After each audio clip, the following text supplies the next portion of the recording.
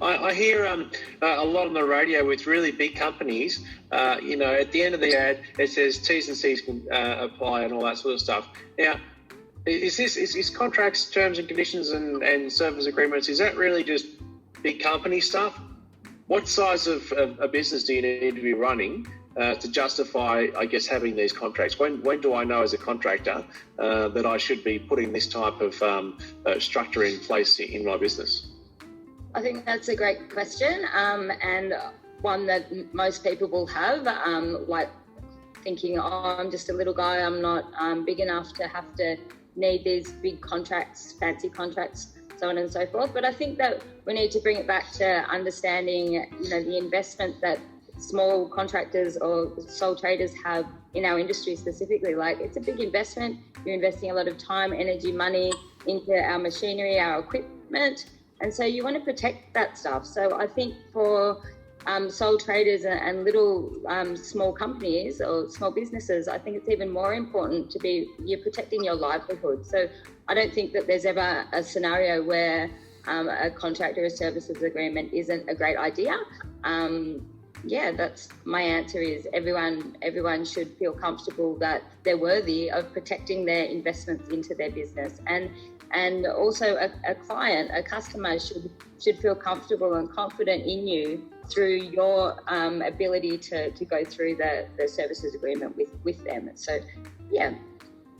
Yeah, that's well said. Yeah, 100%. So everyone needs one, no matter how big or small. Essentially. Yeah. Okay. And who can write one? Well, that's a very good question. So anybody can write one. If we just think about what we're talking about, we're outlining an agreement. We're outlining the boundaries or the responsibilities of the relationship between the contractor and the customer. So anyone can write one, but I would always be recommending that you have whatever you come up with signed off by a solicitor, a lawyer of some description, to make sure that you've covered everything from the legal aspect side of things. I also think it's important to recognise that having industry-specific information included within your contract is important. So a lawyer isn't necessarily going to know the ins and outs of the concrete polishing industry. So I think it's really important that when you're creating something, yes, there are stock standard contracts out there that are very useful, especially as a starting point. But to be getting something that's really going to cover you for any scenario that we know as polishers often occur, like, for example, the surface polish versus full exposure issue that often arises. I think that those things, concrete placement, water damage, hydration marks, all that kind of industry-specific info really needs to be covered off within your services agreement. So in that respect, I think it's important that the contractor has input into the creation of the contract, but then essentially it does then need to be signed off on by a solicitor or someone with legal authority. Mm-hmm. Okay. Very good. Some really good information there, Danny. Thanks. No worries. Yeah. I think the benefits outweigh the negatives, and I think it's important to remember the benefits of having a contract are that, one, you have everything written down as a reference. It's there to protect you in the event that you need to be protected. It's going to feel irrelevant sometimes. You're going to be like, oh no, I know this guy, or whatever. There's like a whole wealth of things that could go through your head why you don't need one, and they're all valid. Like I get it, but it's like insurance. You don't need it until you need it. So you don't need it till all your gear gets stolen. Like, that sucks. So we want to protect ourselves from stuff that we know is possible, we know could happen, but we hope doesn't. So that's the benefit and reason why we would have one. The challenge is just getting comfortable talking about it, getting comfortable knowing that your operation is worth protecting. You stand for, you are worthy of protection and you are worthy of having a services agreement.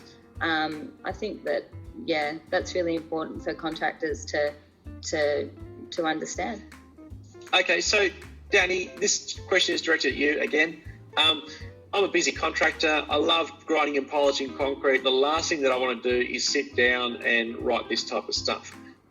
Is there someone in the industry that that's a go-to for this sort of stuff? Like you said, lawyers and solicitors aren't necessarily across all facets of polished concrete, even though I think they should be. Is there someone that contractors can maybe pick up the phone and someone who actually knows this stuff and can help them? Thanks for asking, Josh. That's a great question. Look, as you all would know, Rock Up Group helps contractors on the technical side of things, getting your processes and productivity sorted. But what you might not know is that we can also help on the back end of your business. So looking at these things, looking at what to put in your contracts, looking at how to set up that side of your business. So if you do want to have a chat about any of the things that we've discussed today, we are more than set up to help you and assist you get all the industry specific parts of your contract in order, so that then you can have it all outlined to bring to your preferred lawyer or helper on that side of things. Oh, fantastic. Where do I sign? I'll just shoot you through a little bit of paperwork and we'll get the ball rolling, hey? Sounds good. And if you guys got any question, pop it in the comments below. If you guys want to ask anything, we always will answer back. Awesome. Grouse. Have a great weekend, everyone. Great to chat, guys. Thanks for having me. Thanks, everyone. Have a great weekend. Thanks, everyone.